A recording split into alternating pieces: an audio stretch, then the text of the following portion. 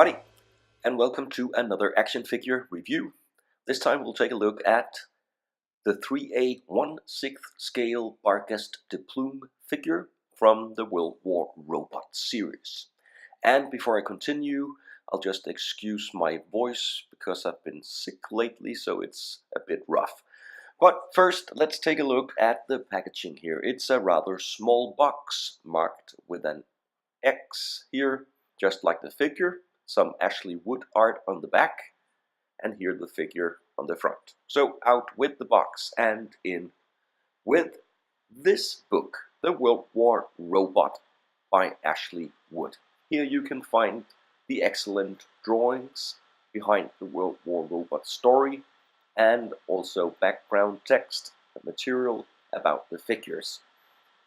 So I highly recommend, if you like these figures and you want to dig deeper into the World War Robot world, then check out this book. It's a very mysterious and intriguing story, and being able to get the figures from the story is just another very, very cool possibility. So here we have the figure itself. And typical for the World War Robot figures, we get the masked heads with gas masks or breathing devices of some kind here, and a lot of great details and weathering.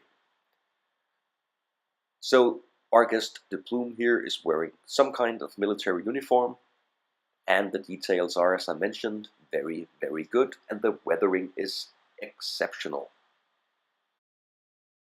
If we turn the figure around, you can see all the dirt and weathering here on his shirt and his pants, and dirt here also on the belt.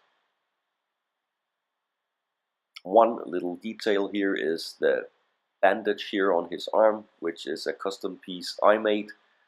So it's not on the figure originally, but I made a few modifications already with the figure. So for accessories, we get wrist pegs here, and then if we count them as accessories, we also get two guns looking like this. Nothing special, but well, I guess it's okay. And a second gun here in the holster on his leg. It's the same type of gun, and we also get a holster over here. So Barguest can holster both his pistols. And he can also hold one of them here in his right hand. It fits very good, and the trigger finger fits perfectly, but if we look at the other hand here, it's not the same. So he's actually not able to hold both the guns at the same time.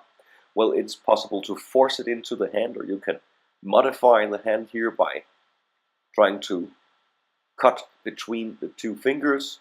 I haven't tried that yet. I might do it, but from stock, it's only possible to hold one gun. And another thing is here that the wrist is very loose.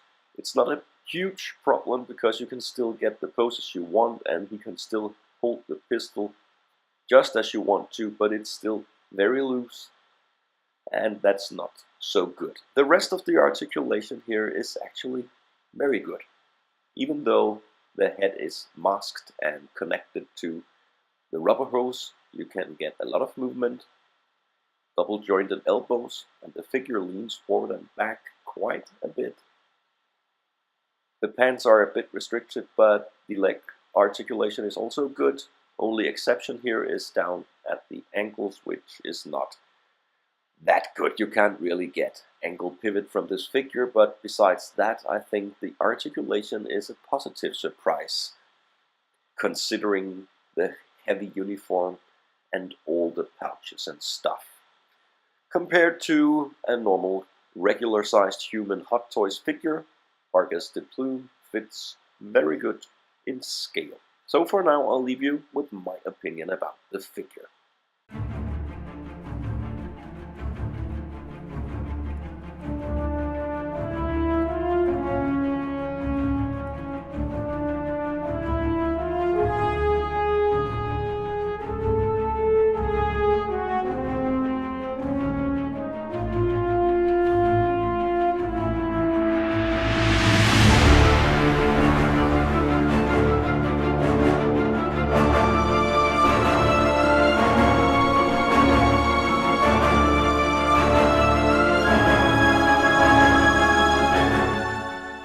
look at the weathering and the dirt here on this figure. It's the big winner for me of these mysterious and very fascinating war robot figures.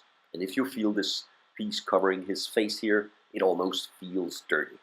I must admit that there are not many extras, and there are also a few downsides to the figure, but if you, like me, find the war robot universe fascinating, I highly recommend to check this figure out because it's awesome and it's very cool. So, thanks a lot for watching this review. Leave a comment or subscribe if you'd like to see more.